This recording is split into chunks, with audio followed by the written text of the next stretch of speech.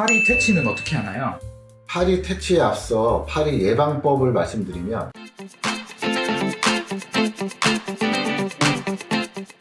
안녕하세요. 대한민국 최고의 해충헌터 모스헌터 이대일 프로입니다.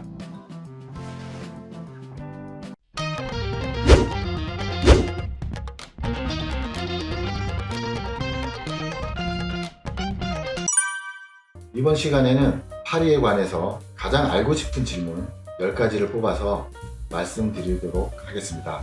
이 영상을 끝까지 보시면 파리 퇴치 관련해서 많은 도움이 되실 수 있습니다. 파리가 앞발을 계속 비비는 이유는 뭘까요? 네, 파리는 이 앞발로 맛을 봅니다.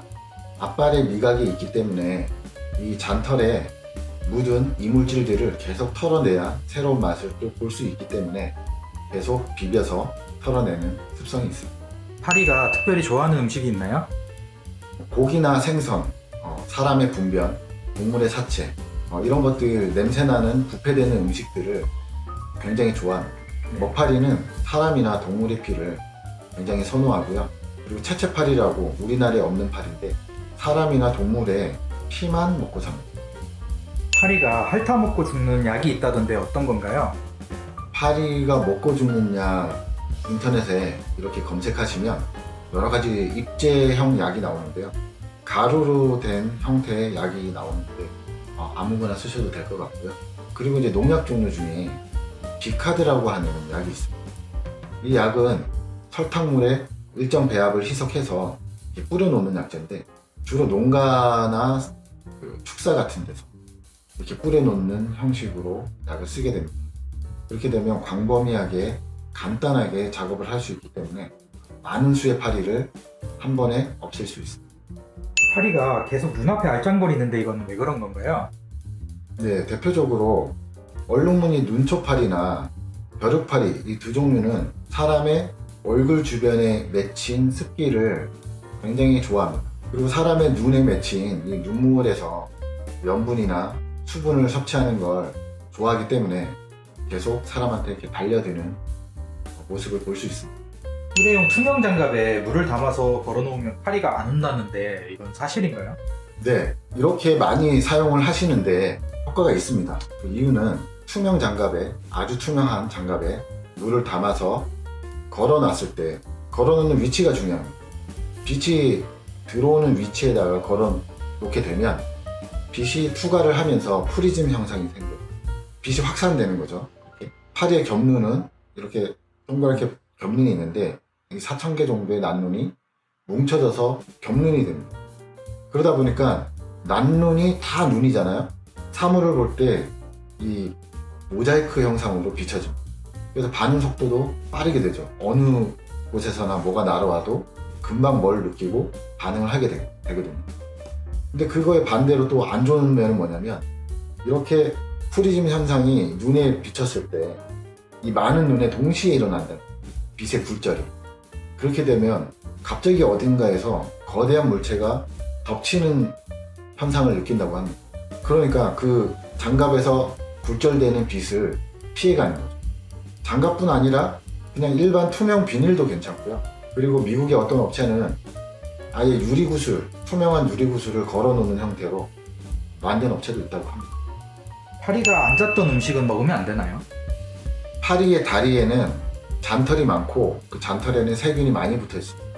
그래서 앉았을 때 그 세균이 음식에 그대로 옮겨가게 되고요. 그리고 딱딱한 음식이다 하더라도 파리의 소화액을 뱉어낸 이후에 녹여서 같이 흡입하는 방식으로 먹기 때문에 이 뱉어내는 과정에서 세균들이 옮겨갈 수 있습니다. 그렇기 때문에 파리가 앉았던 음식을 섭취하는 것은 세균을 먹는 것과 마찬가지입니다. 먹지 않는 것을 권유해 드립니다.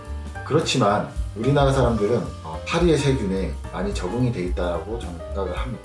일반적으로 음식에 한번 앉았을 때 그것을 먹더라도 그것으로 인해서 질병이 발생한 경우는 주변에서 거의 일어나지 않았습니다.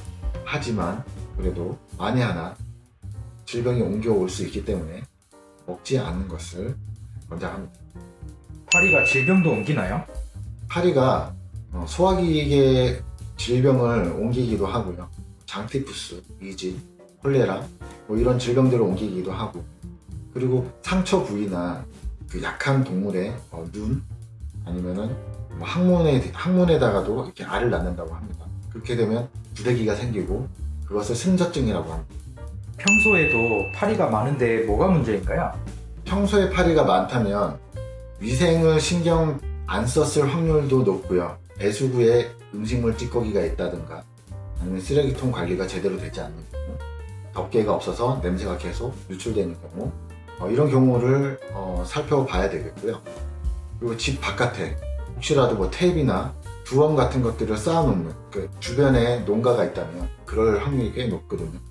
그리고 음식물 쓰레기 버리는 공간이 바로 집 인접해 있을 때, 그럴 때는 분명히 문제가 될 수 있습니다. 집 주변에 음식물 쓰레기를 버리는 공간이 있다면 평소에도 파리가 자주 목격이 될 수 있습니다. 가게에 갑자기 파리 수백 마리가 생겼어요. 왜 그런 건가요? 네, 그럴 경우에는 한 두 가지 정도로 볼 수 있어요. 가게 내부에서 고기 덩어리를 떨어뜨렸는데 그것이 썩었을 경우 갑자기 파리가 기승을 부릴 수 있고요. 또 한 가지는 천정이나 벽 속에 쥐가 죽었을 때, 가끔은 고양이가 죽었을 경우도 있는데 보통은 쥐가 죽었을 경우에 쥐 내부에서 구더기가 생기고 그것이 파리로 우화가 돼서 한꺼번에 수백 마리, 수천 마리가 목격이 되는 상황도 있습니다. 파리 퇴치는 어떻게 하나요?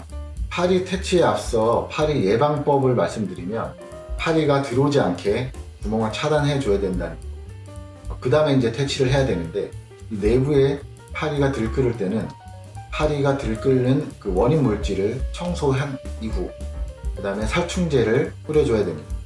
살충제를 뿌리는 이유는 구더기가 있을 수 있기 때문에 구더기를 잡는 용도로 살충제를 뿌리고요. 성충으로 우화돼서 벽에 붙어있는 파리들을 일제히 소탕을 해줘야 됩니다. 파리채로 잡아도 되고 에어졸을 분사를 해서 잡으셔도 됩니다.